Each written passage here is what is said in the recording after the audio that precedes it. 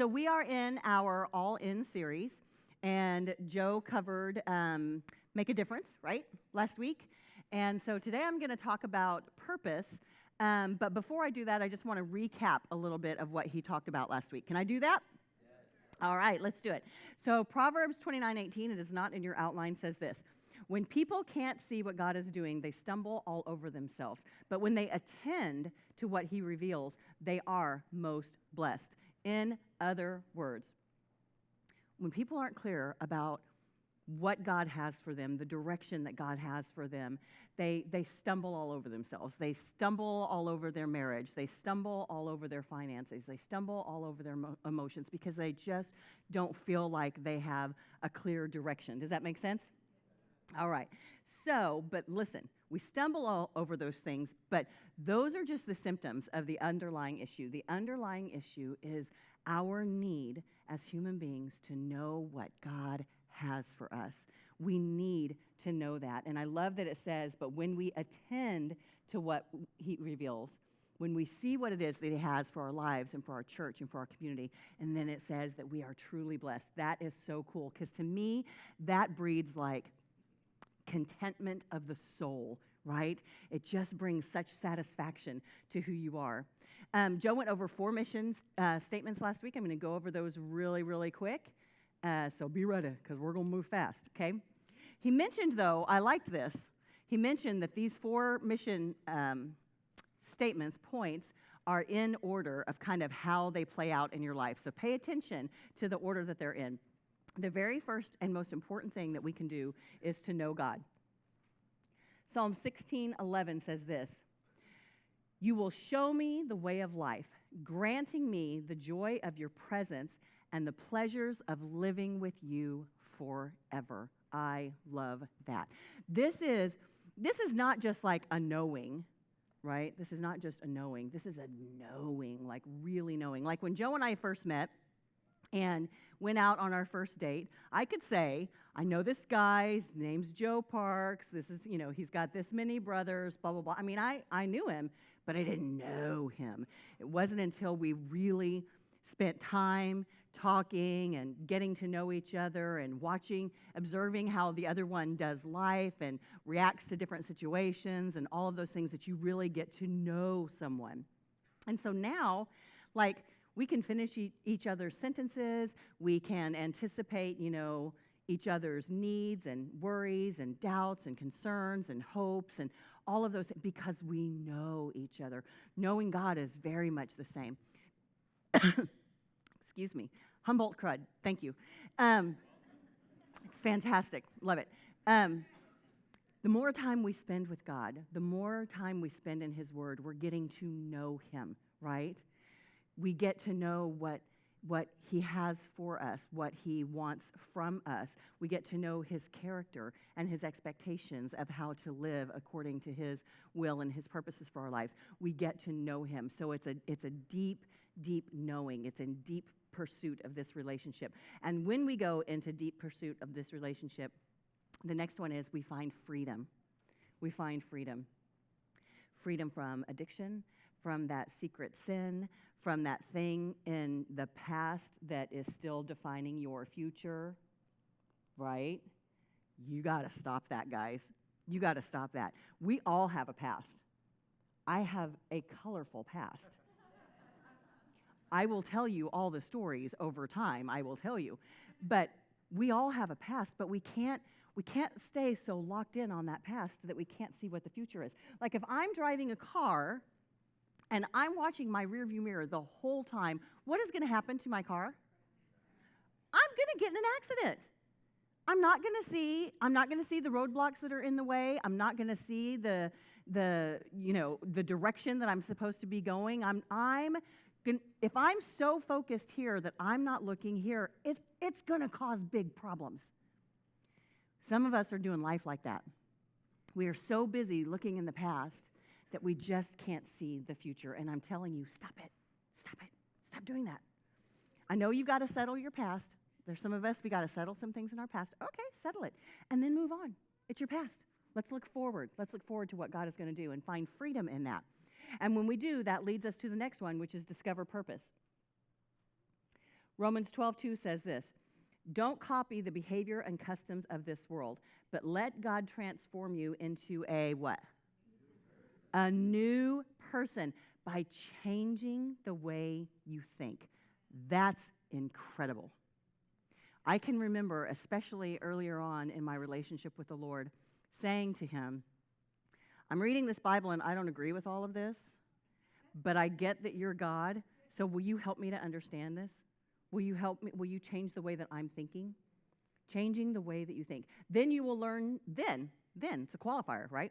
You will learn to know God's will for you, which is good and pleasing and perfect. I love pleasing and perfect. Doesn't that sound good? Next one we're going to look at is make a difference. Make a difference. I'm not gonna land there because Joe really did a great job of that last week. If you didn't see it, go back and watch it online. It is there. But I want to talk a little bit about purpose. I think that we get ourselves a little tied up as believers on the issue of purpose because we hear it all the time. Like you see purpose in the Bible, you hear Christian leaders talking about God has a plan and a purpose and a will for your life. And we're like, what is my purpose? I don't know what my purpose is. Should I be doing this? Should I be doing that? Should I be going here? Should I be going there? I don't know what I'm supposed to do. And then people just get like paralyzed. And then they do nothing and they miss it entirely because they're so afraid of making a mistake that they make a mistake because they just stop. Does that make sense? We get tied up in our purpose. Let me walk you through first just a couple of things. I want to walk you through first the enemies of purpose, and then we're going to talk about how we discover God's purpose. Can we do that? The enemies of purpose. The first one we're going to look at is comparison. You know, I heard you. You were like, oh. Comparison is a killer. It's a killer of purpose because we look at people around us.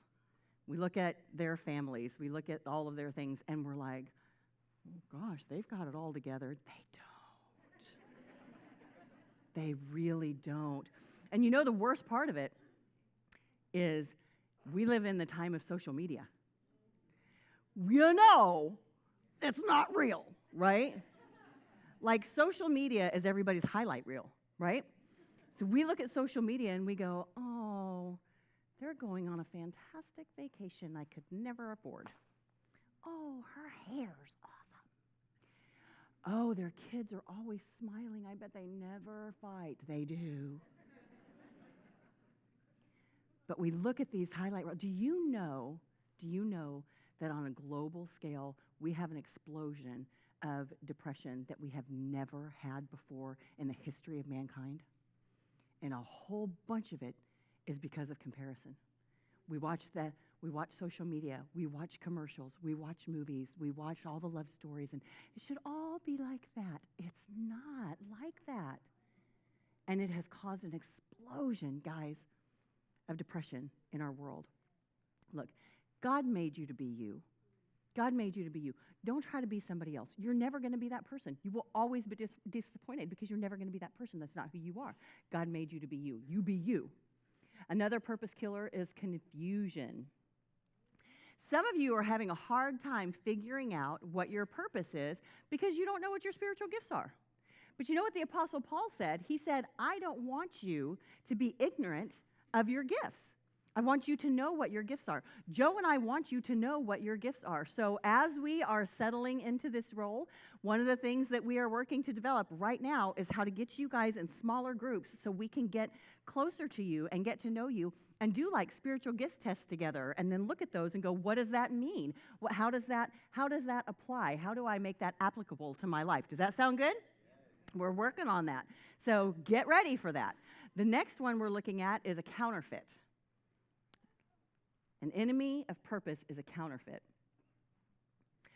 A lot of people don't know what their purpose is because they think their career is their purpose when really their career is their job and their calling is their purpose. Did you hear that? Did you hear that? There's a difference between your career and your calling. God has made you uniquely. And I love that Scripture says that before you were born, He had things set aside for you to do. He was ready for you. Get that. Listen. Your purpose came before you. God did not make you and go, all right, what am I going to do with this one now? Let's create some purpose. No. God said, I have some things to get done. This is the purpose of doing that. I need the perfect vessel to do that with. And then he made you. Your purpose came before you. God created you with a very specific purpose that he already had planned out and he already put in you. So, let's talk about how God reveals our purposes, okay? Number 1 is the call from birth. The call from birth. I love this scripture, Psalm 139, 13 through 16, and it says this, "For you created my inmost being, you knit me together in my mother's womb. I praise you because I am fearfully and wonderfully made." And then he says this, your works are wonderful. He's saying right there, you made me and your works are wonderful. I mean, this dude's confident. Some of us need to get this. We need to have some of this confidence. Your works are wonderful. I know that full well. Hear that confidence? My frame was not hidden from you when I was made in the secret place, when I was woven together in the depths of the earth. Your eyes saw my unformed body. All the days ordained for me were written in your book before, listen. All the days, we're talking purpose. All the days ordained for me were written in your book before one of them came to be. Your purpose was made before you were made. You were made to fit that purpose perfectly. Some of you are dissatisfied in different parts of your life because you're doing things that don't fit your purpose. Like you're doing things that drain you instead of charge you up. I want you to think about that. You're doing things that you get up in the morning and you're going to work and you're like, ugh.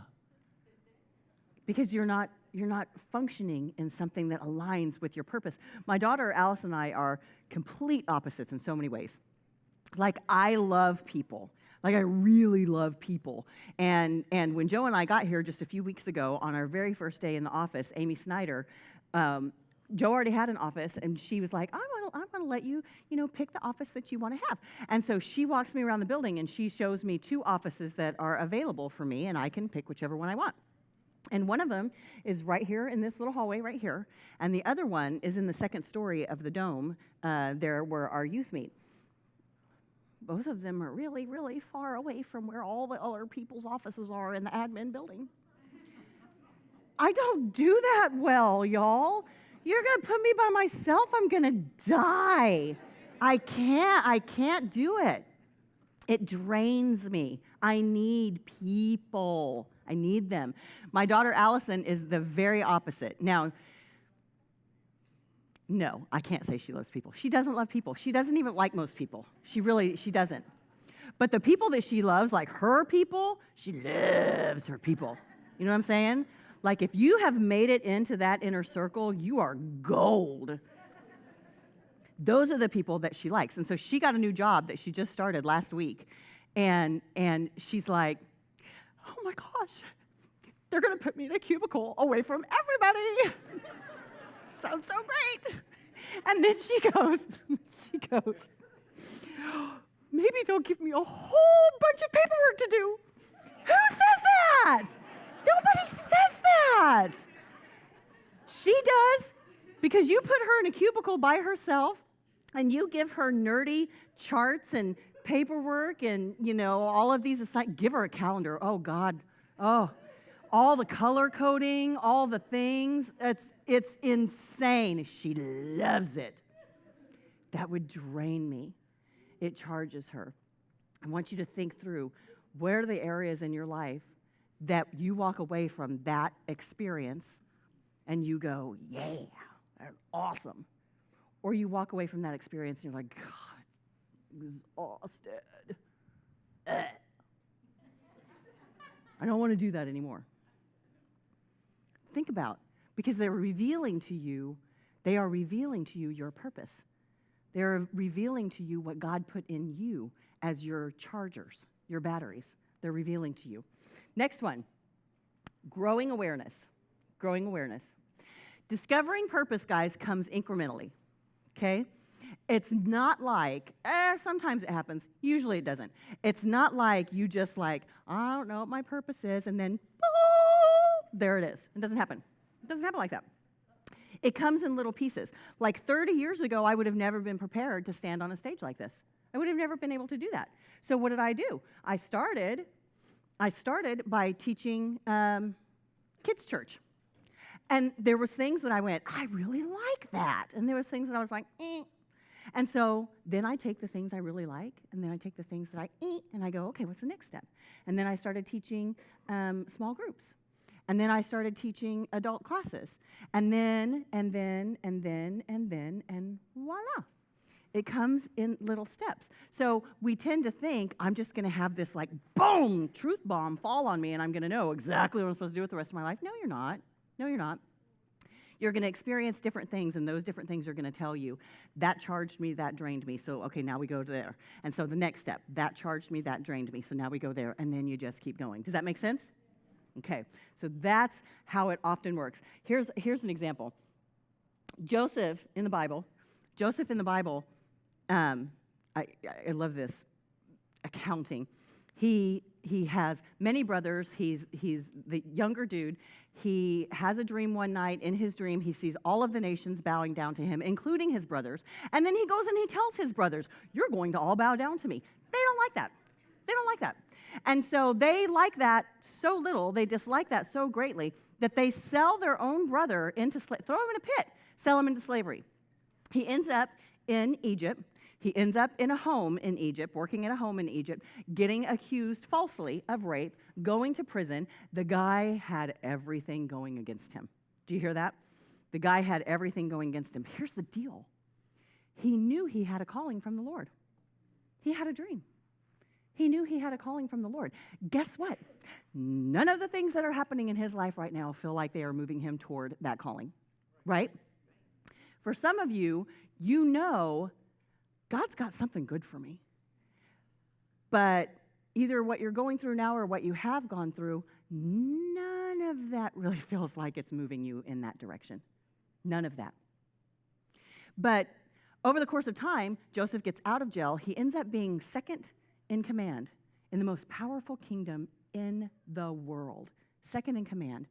He knows, because God has given him a prophecy, that there's going to be a huge famine. And so he stores up all of this grain so he can get these people through to the famine.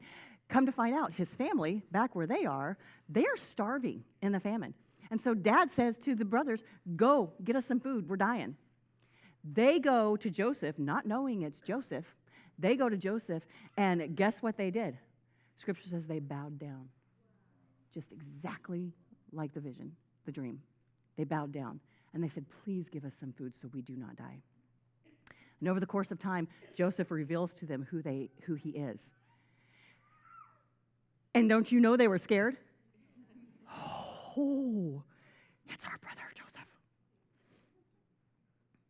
But this is what he says to them. Genesis 50:20. You intended to harm me, but God intended it for good to accomplish what is now being done, the saving of many lives. Because he was doing what he was doing, many people who would have starved to death were being saved. My point is this. Don't misinterpret what you've gone through or what you are going through right now as being something that is taking you away from the purposes God has for you. God, he uses it all. Doesn't Scripture say God works all things together for the good of those who love the Lord? Right? I believe that. I believe that. Some of you know, I think it's been mentioned. Joe and I lived in Houston for 20 years. For 20 years. What brought us back to Bakersfield? Let me tell you what brought us back to Bakersfield, brought back to California specifically. My daughter, I have a daughter who at the time was in 5th grade, 10 years old, and she starts going, my knees hurt. Oh. And I'm like, well, because you play volleyball like fierce. She just attacks, man. And I'm thinking growing pains, all of those things. And so over the course of time, my knees hurt, my back hurts, my everything hurts. And I worked at her school, and one day she comes in, and she says, "Can I have some ibuprofen?" And I said, "Sure. Why?" And she says, "Because I don't think I can keep sitting in the chair for the rest of the day without ibuprofen." I said, "What?" I said, "What?" So we talked for about 5 minutes, and what I came to understand at the end of 5 minutes was that my daughter was in pain every single day. And the only time she wasn't asking me, or she was asking me for medication, is when it was so excruciating she didn't think she could continue to sit in her seat. And I said, "Allison, every day?" She's like, "Yeah." She's looking at me like I'm insane, like this is normal. Every day. And I said, "That is not normal." And she goes, "It's not?" I said, "No, that is not normal." So over the course of, it took 5 years to get her diagnosed. By the time that she was diagnosed, every single doctor that we went to said, "This is the worst case I've ever seen. I've never seen anything like this." She was diagnosed with ankylosing spondylitis, and try to spell that, and rheumatoid arthritis. And she was diagnosed at 15. By the time that she was diagnosed, she had been bedbound for the better part of the 3 previous years. She could not get in and out of bed without assistance. She could not change her clothes without assistance. She could do her shirt, but anything that she had to bend, she couldn't do. She couldn't get on and off a toilet without assistance. She did nothing. She couldn't turn in her bed, y'all. If she was sleeping on her side and she had to turn, she would start with her upper body, and I would put my hand underneath her bottom, and I would turn her hips for her because she couldn't rotate them. So once she finally got diagnosed, she did get on some medication that got her a little bit better, like, a bit better. And then we came home from church one day. She went down to lay down for a nap and called me. "I can't get out of bed." And she went right back into the can't do anything, just instantly. And I called the doctor, and I'm like, "What is happening?" And she says, "Well, we did have a big giant storm, and there was a supermoon." And I'm like, "What?" And she said, her body is highly responsive to barometric pressure change. Guess where you can't live? Houston. Because storms are always rolling in from the Central Plains or up from the Gulf Coast, and your highs and lows are always changing, always. Huge swings. So guess what we did? We moved our baby to a desert. Now listen, would I have chosen any of that for her, for myself, for Joe? Would I have chosen any of that? No. If I could go back, would I take it away? Yes. But I also recognize that for her, she is now here living a very beautiful, almost pain-free life, and engaged to the man of her dreams that she would have never met had she not been here. That led us to ministering at a larger church, to growing further in our leadership and our abilities, and moving us to Eureka.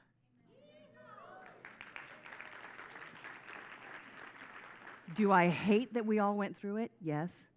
Do I see that I can trust my God who says, "I will work all things together for the good of those who love him"? I believe that.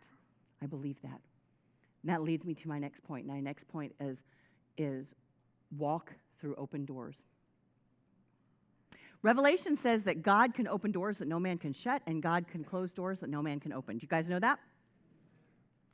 That is literally how we got here. We got a call several months ago that said, "Would you be interested in having a conversation about a church in Eureka?" And Joe and I have a philosophy of go until you get a no. It's true. So there's an open door. Okay, I'll walk through that one. Oh, there's another open door. Okay, I'll walk through. Oh, there's another open door.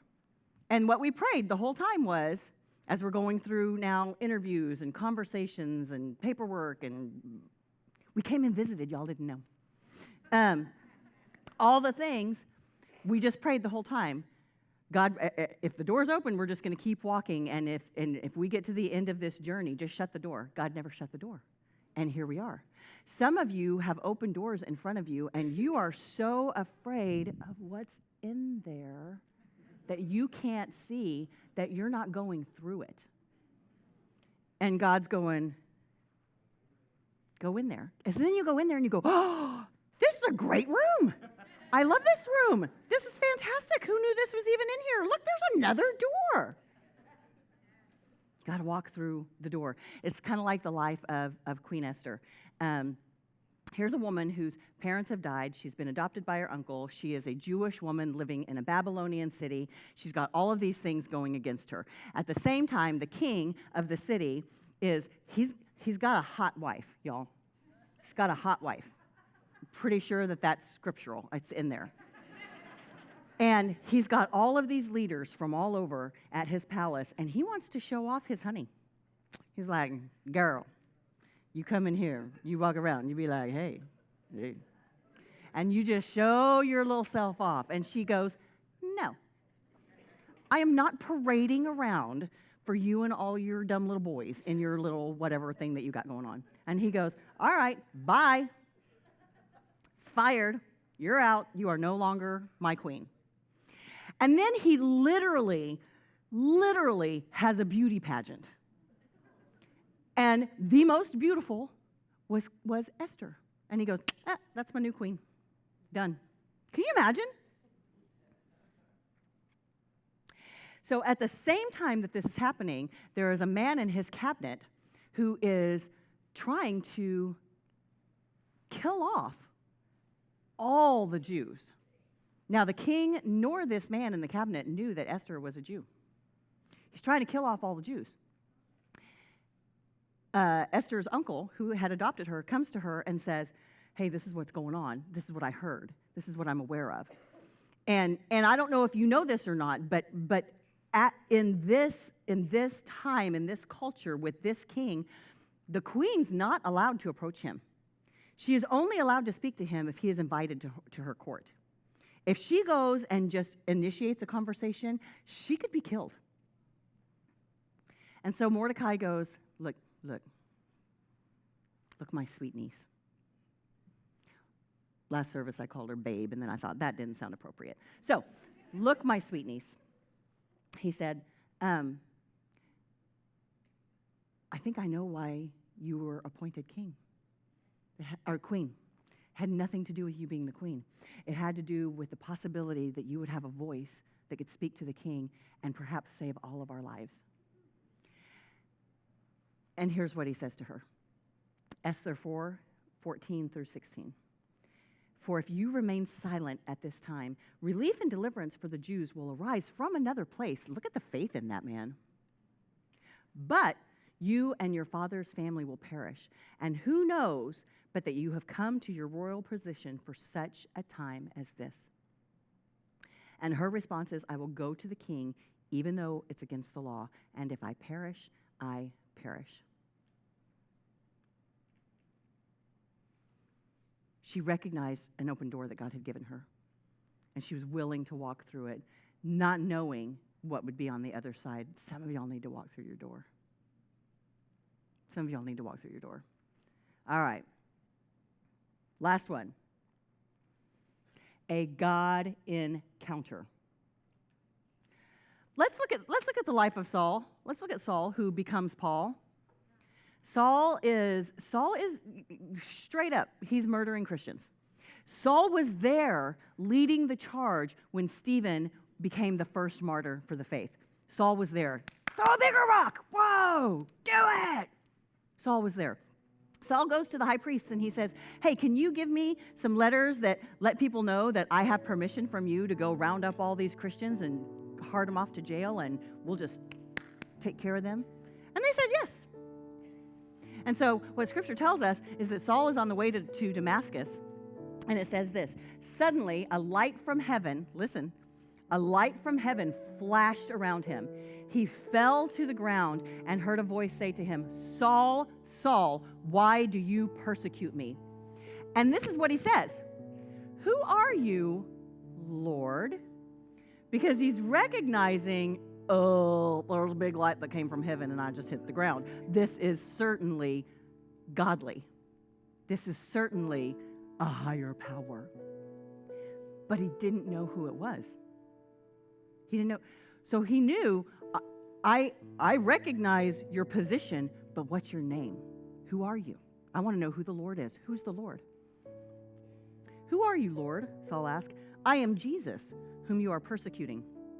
Now get up and go into the city, and you will be told what you must do." God does things suddenly sometimes. Suddenly. I have been praying that God would do something suddenly for you guys this morning. That you will walk out of here with a knowledge, with an inspiration, with a passion that you did not have before you walked in. Suddenly. Because he does it. He does it.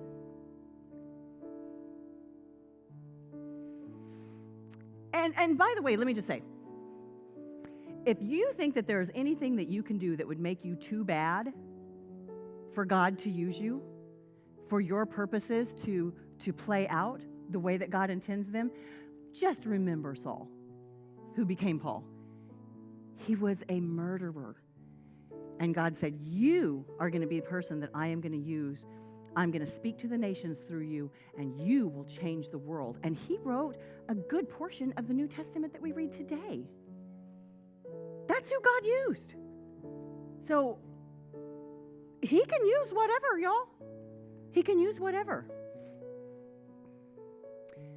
God created you on purpose for a predetermined purpose.